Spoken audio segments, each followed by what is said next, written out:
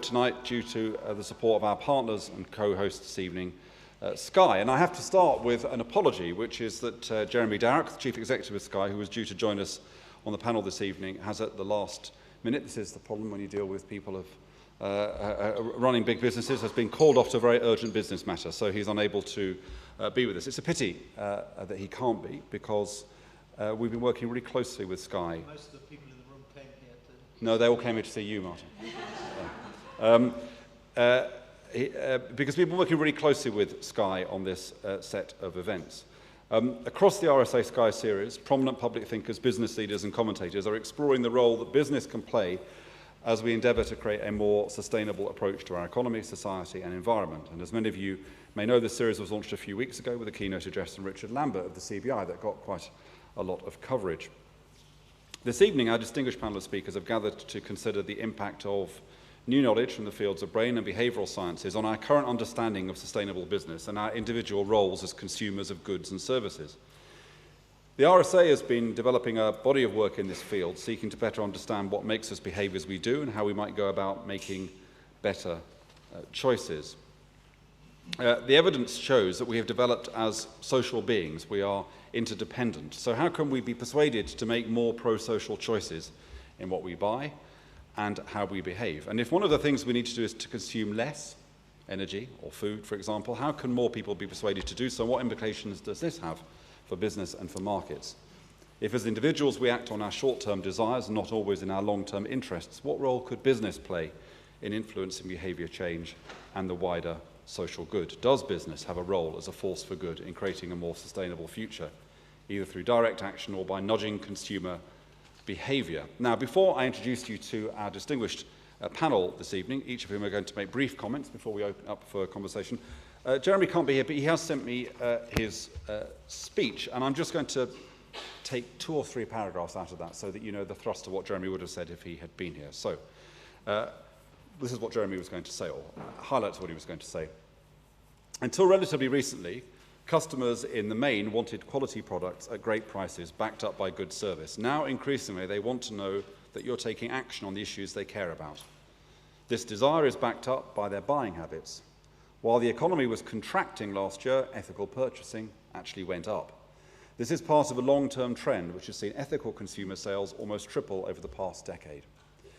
My job at Sky is to steer the business on a course to sustainable, durable success for the long term. This means spotting such emerging trends and then acting on them. We've built our business on doing this by opening up more choice in TV, bringing 24-hour rolling news to the UK, for example, and with innovations like Sky Plus. In all these cases, we're looking to understand the customer and how we might serve them better both today and over the long term. And our action on environmental and social issues has mirrored this approach. We believe that customers today are increasingly looking for brands they can trust in the broadest sense. We believe they want to be able to trust you to do the right thing today and to make a wider contribution beyond the traditional confines of their customer relationship.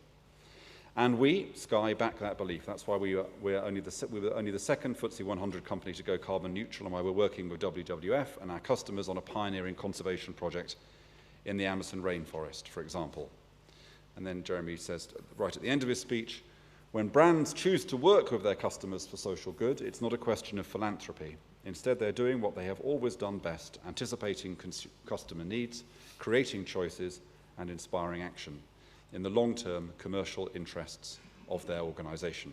So that's a flavour of what Jeremy would have been saying. Now, let me tell you about the people you're going to be hearing from this evening. Each of them I could spend about 20 minutes describing all their achievements, but I'm going to boil it all down to 1 or 2 sentences. We'll be first hearing from Sir Martin Sorrell, who could be described as this country's leading ad man. He is the Chief Executive of WPP, one of the world's largest communication services groups. He joined WPP in 1986 as a director, becoming Group Chief Executive in the same year. He's also Non-Executive Director of Formula One. After Martin, you'll be hearing from Dr. Andy Wood, who is Managing Director of Adnams, one of the UK's most carbon-efficient brewers. He's also chairman of a drug and alcohol harm reduction charity and lectures at a number of business schools throughout the UK. And then third, finally, last but not least, you'll be hearing from Dr. Sally Uren, who is Deputy Chief Executive of Forum for the Future, where much of her work involves helping the business community realise the opportunity agenda presented by sustainable development. Sally co-authored Forum's groundbreaking publication, Leader Business, which sets out what Forum for the Future thinks constitutes best practice in embedding sustainability into business. Each of our speakers is going to try and restrict themselves to 5 or 6 minutes so that we've got a good kind of 25 minutes to have conversation before we finish promptly at 7 o'clock. So can I ask you to, first of all, welcome Sir Martin Sorrell.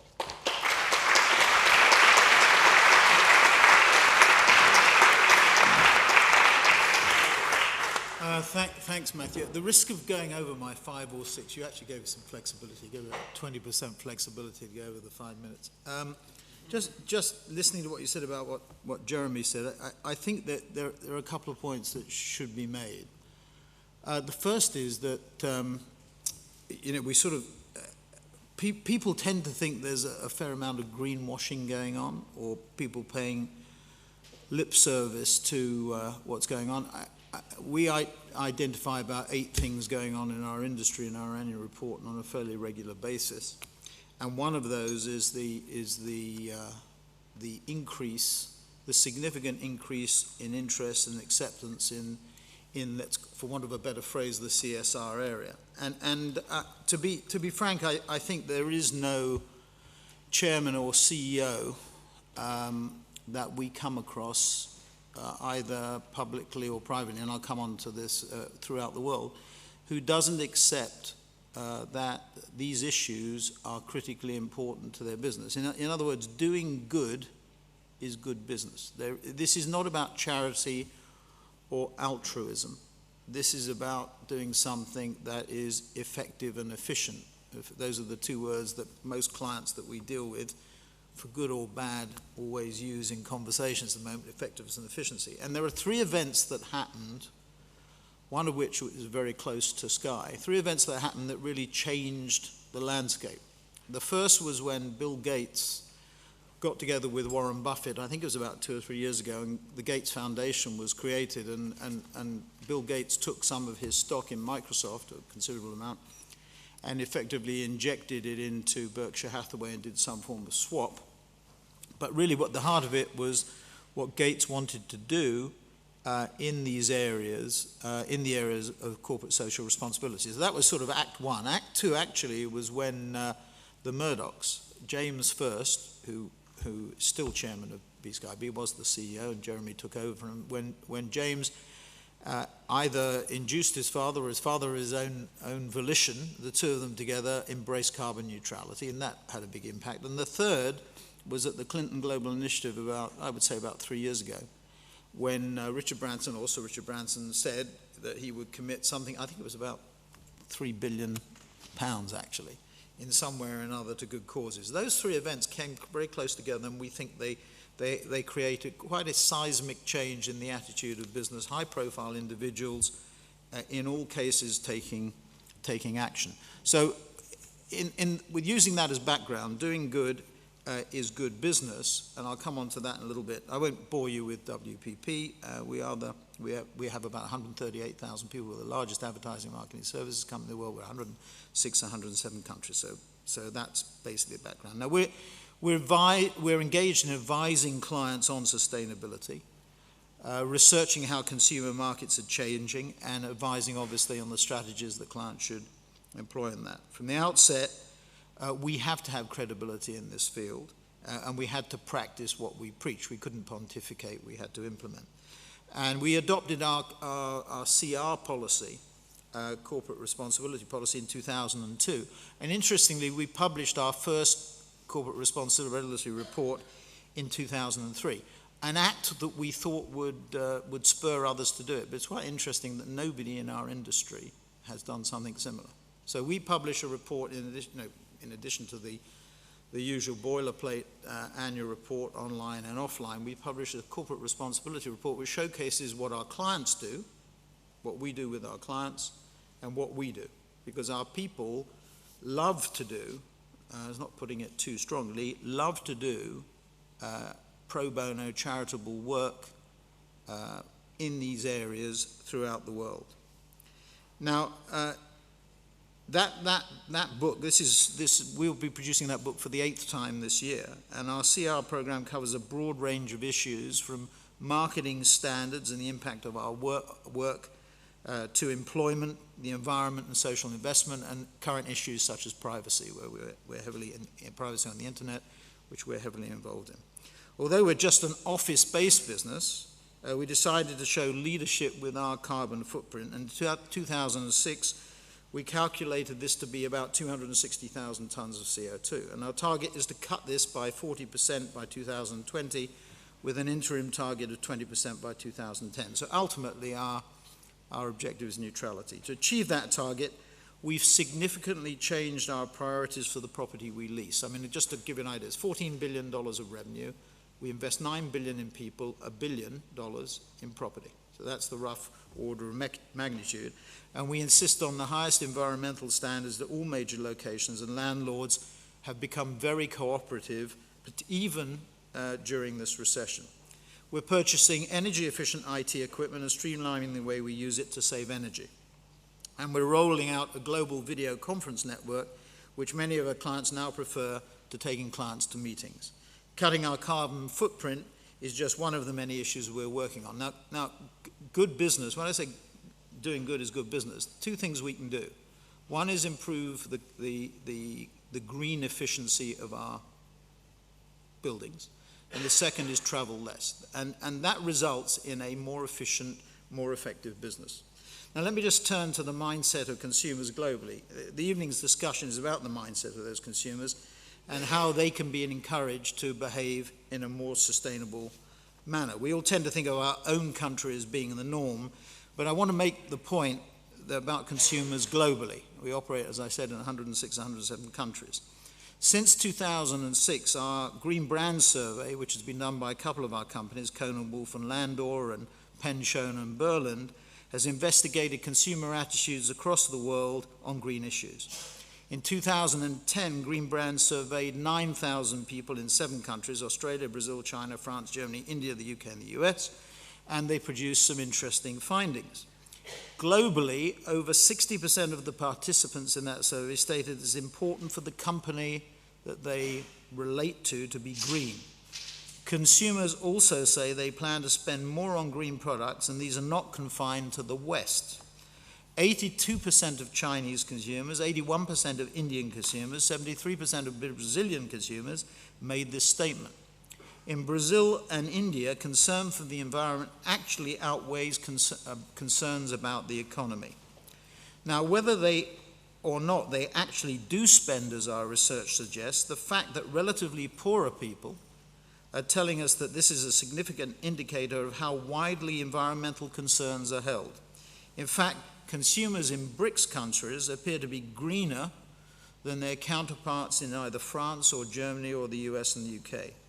And the results are very interesting from a political perspective, since much of the global climate change discussion is focused on what these new economic powerhouses are willing to do to control their emissions.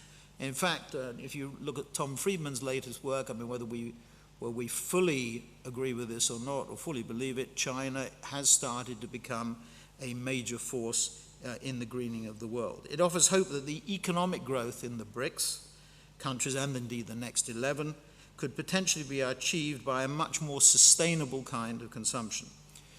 The last point I want to just make about whether consumers really need nudging. Consumers can certainly be led to behave differently, but the key question is how best to achieve it. One route is through force, really, through direct intervention by government. That's by increasing taxes, for example, on environmentally damaging activities. Driving would be one case. We have seen that this can succeed to a point, but politicians need to remain electable, sadly. So there is now a limit to how far taxation and regulation can go before the politicians damage their electoral prospects. Our view at WPP, there is much more that can be done through business. Today's generation of chief executives are comparatively enlightened and understand the need for action to protect the environment, the sort of stuff that you heard from Jeremy in the case of Sky. Most would accept greater direction from government provided it ensured a level playing field. Leading companies have already begun to reshape themselves, and the early movers in an industrial revolution, in the early movements of an industrial revolution, that will be every bit as important as the one that began in England in the 19th century.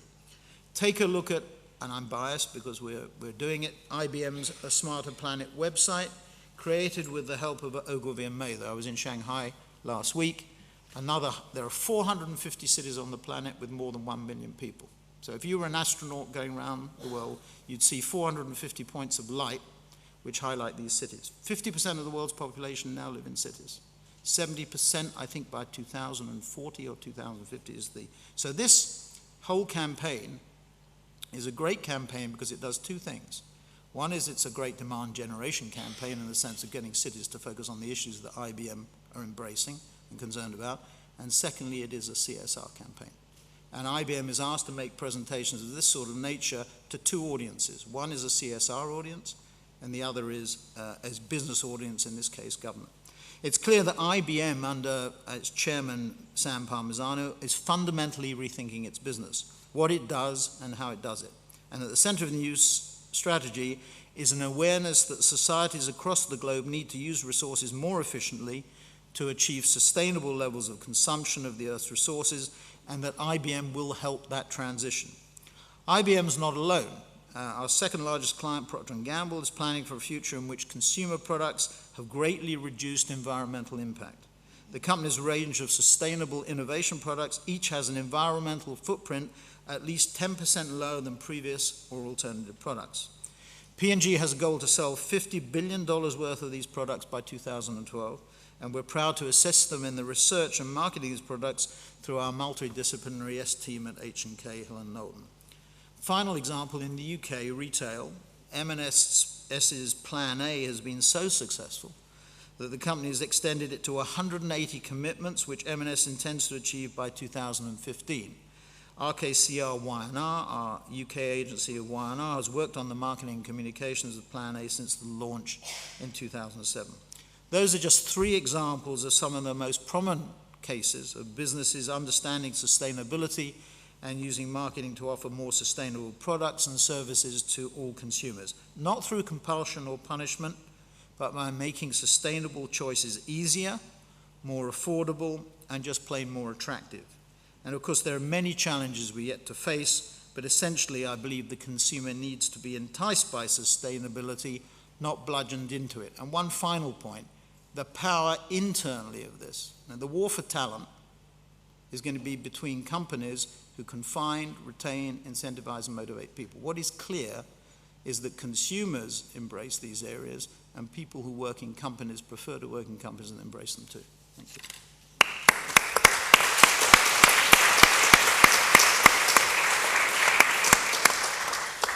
Thank you, Martin. I've actually been watching the box set of Mad Men for the last few weeks, and it just seems to me the advertising industry has kind of moved on slightly in its kind of moral compass over the... We're certainly smoking less. Now, if you're nervous about what happens to England in the World Cup, you can't be as nervous as Andy, I would have thought, given the impact it's going to have on his business. But I'll ask you to desist from speculation as to the impact of the World Cup on your business, Andy, and talk about how Adnams is approaching some of these issues. Yeah, sure.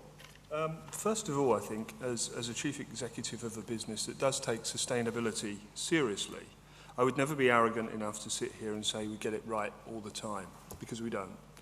Because we co-created a product with Tesco that is carbon neutral, and one of my salesmen spotted a sales opportunity and sent a container load to Australia.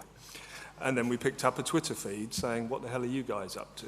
So we put our hands up and said it's a fair cop. So I'd never say we get it right all the time, far from it.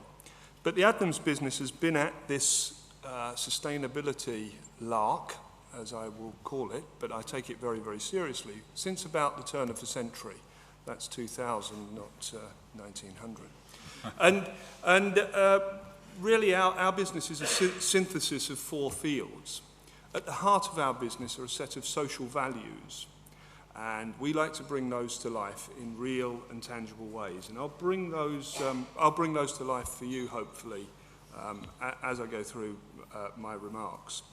The next area really is the way in which we engage with our stakeholders, and we have absolutely redefine the notion of stakeholders beyond the traditional customers, staff, suppliers, shareholders, and we embrace basically anyone who'll come and talk to us, because we'll talk to anyone.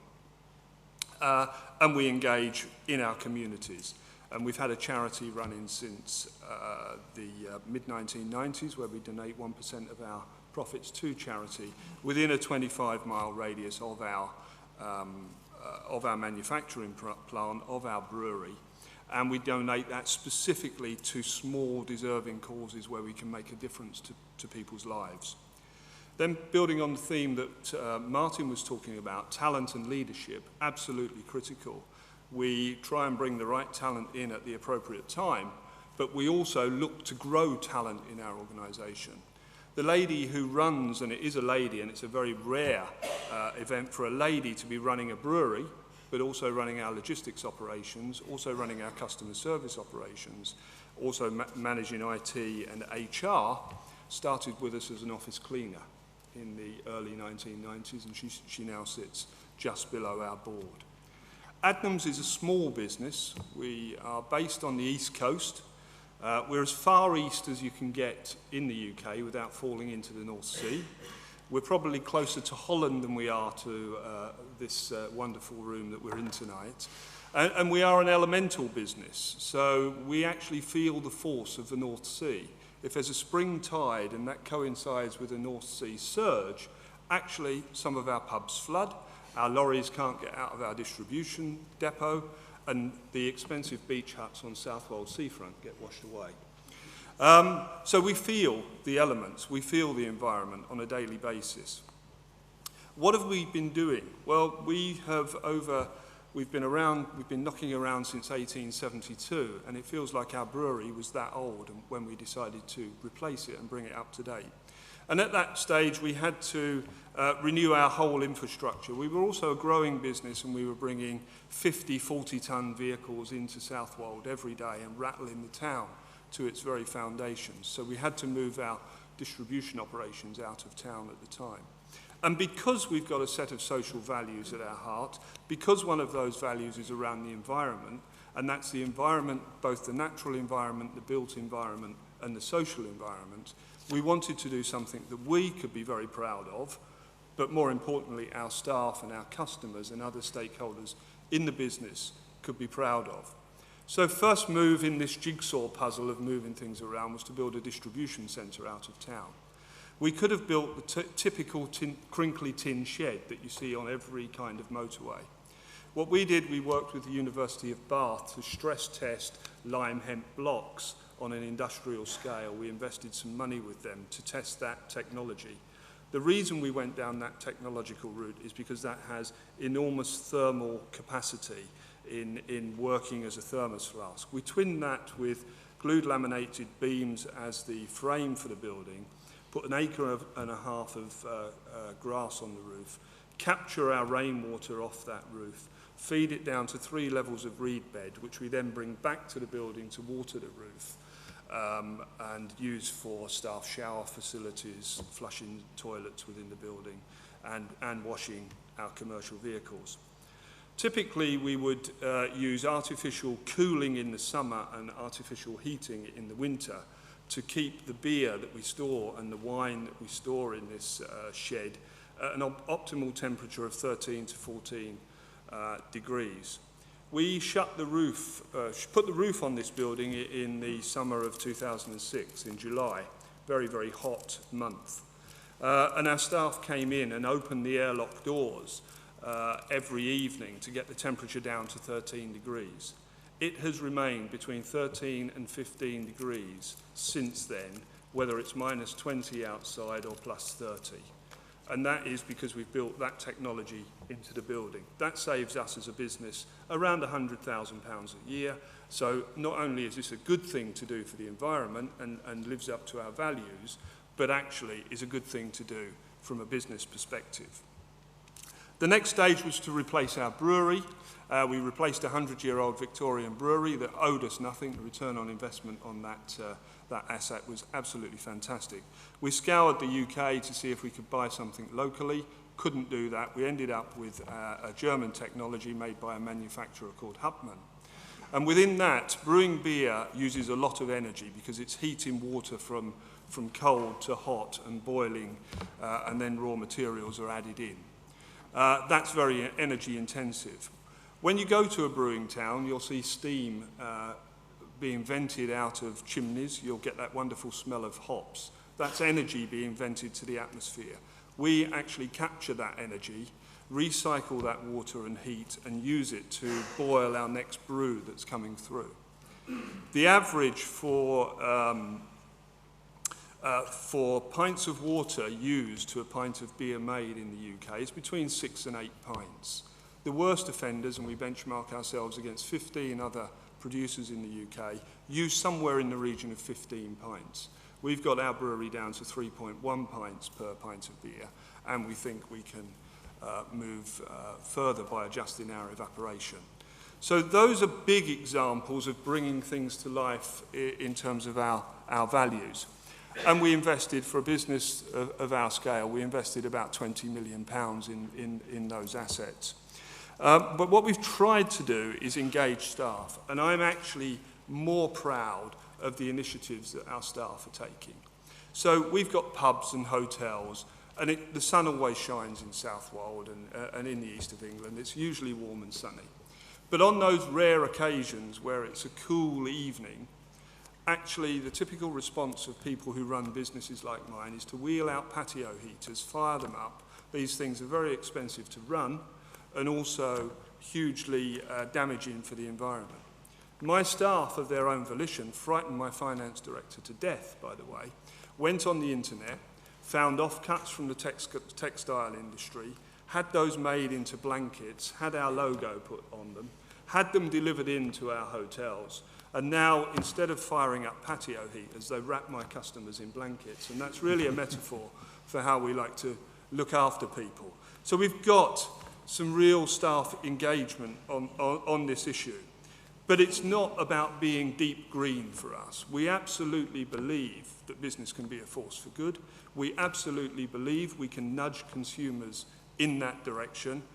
But it actually also makes good business sense for us to do this, because all of these initiatives are saving us money, and sustainability in the broader sense of the word is building a sustainable business that continues to do good. And I think that's what we're trying to do at Adnams. Thank you.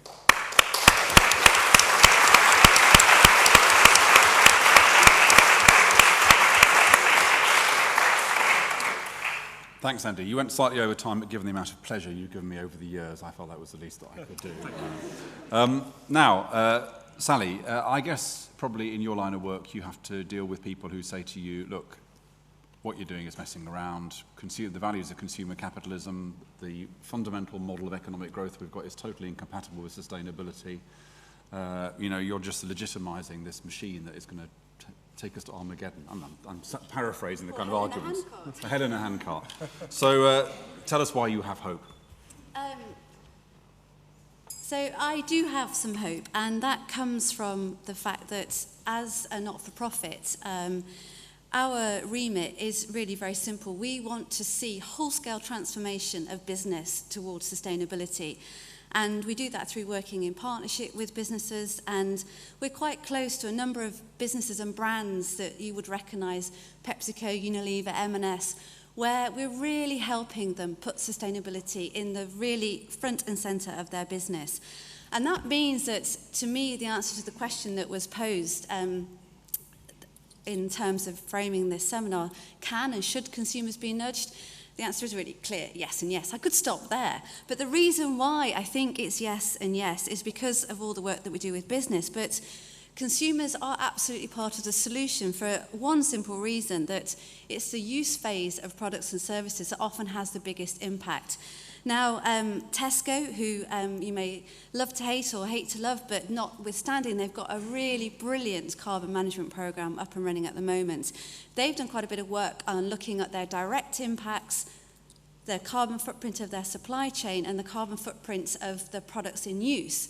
And they've very simply shown that there's a 1 to 10 to 100 ratio if you look at that footprint. So in other words, the use phase of their products is estimated to be 100 times more than their direct impacts. Now, that's not to say they don't need to sort out their direct impacts. Of course they do, but they really need to start to influence consumer use of their products and services. So for any business, sorting out direct impacts and sorting out even supply chain impacts just isn't enough. Actually, really engaging the consumer on this agenda is incredibly important. But the bad news is, at the moment, I think we have a bit of a deadlock in that our work with the manufacturer shows that they've got the innovations, they've got the insights, they've got the technical brilliance to deliver what I would call sustainable products and services. So products and services that have very, very small or no environmental footprints that do deliver social good, because that's what we look for in a truly sustainable product and service. So they have, I think, the capability to deliver these products to market. And we know that retailers have got the marketing ability and the relationship with the consumers to mainstream sustainability, because that's how retailers work. They engage with the consumer every day. But the consumer is confused, and I too have seen the data that Martin quoted right at the beginning, and it's fair to say consumers have a latent interest in this agenda, and it's rising all the time. But we have what is commonly termed the value action gap, in that interest isn't yet translating into mainstream purchasing behaviours. And so we don't have, at the moment, if you listen to the retailers and manufacturers, enough of a consumer pull on this agenda to really unlock the potential that I see from the manufacturers and the retailers to deliver some of these solutions. Now, there are signs. The good news is that I think this deadlock is beginning to get broken, and a couple of examples as to why I feel optimistic. The Procter & Gamble brand Ariel Turn to 30, one of the best examples, and sadly one of the very few examples out there of where a very simple customer-facing campaign has led to benefits not just for the planet but for the consumer. And then more recently, Asda's in-store detergent dispenser, not very sexy, but really important. They've done this in partnership with Unilever, whereby you go in and you fill up a recyclable pouch for your detergent. And so they reckon that that will reduce packaging to landfill by around 90%.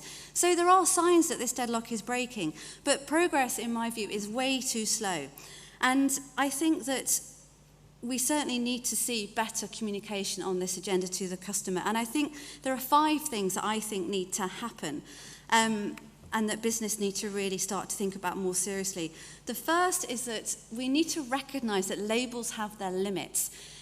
I think there are some estimates that in your food purchasing in particular, on average, a customer takes around 45 seconds to make a decision about what they're going to buy.